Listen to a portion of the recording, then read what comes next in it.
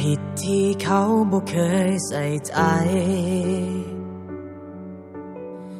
เจ้าผิดที่เจ้าอ่อนไหวปันใจคนอื่นคอยผิดที่หูว่าเจ้ามีแฟนยังอยากไปแทนเขาคนนั้นต่างคนต่างคิดต่างแตกต่างกัน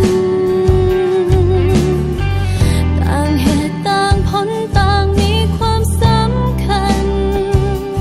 หรือว่าเจ้าคมคอยประสนเขาหากเจ้ามีใจเป็นอย่างบ่ยอมห่างเขามาเพราะว่าเขา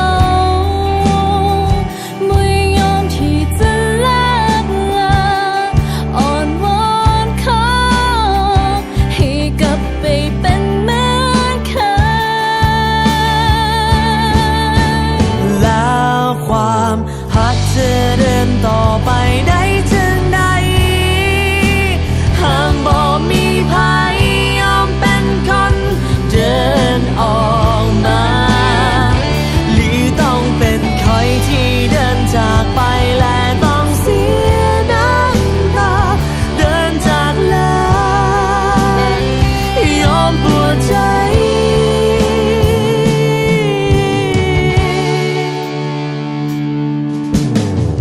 คอยเองก็ยังหาคอยเองก็ยังหลงเขาเองก็ยังคงเสียดายวันเวลา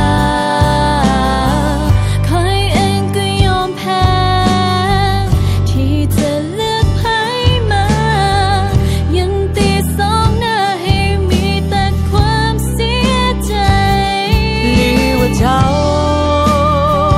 คมคายประสนเขาหากเจ้ามีใจเป็นอย่างบ่ยอมห่างเขามาเพราะว่าเขาไม่ยอมที่จะเลิกลาอ่อนวอนเขาให้กลับไปเป็นเหมือนเคยแล้วความหักจะเริ่มต่อไปได้จึงใดหากบ่มีภัยยอมเป็นคนเดินออกมาหรือต้องเป็นใครที่เดินจากไปและต้องเสียน้ำตา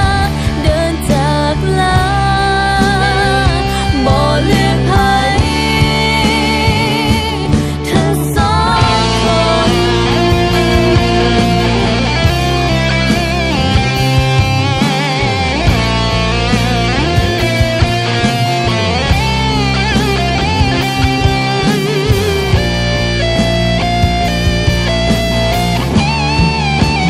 แล้วความหากจะเดินต่อไปได้จึงใดหากบ่มีภัยยอมเป็นคนเดินออก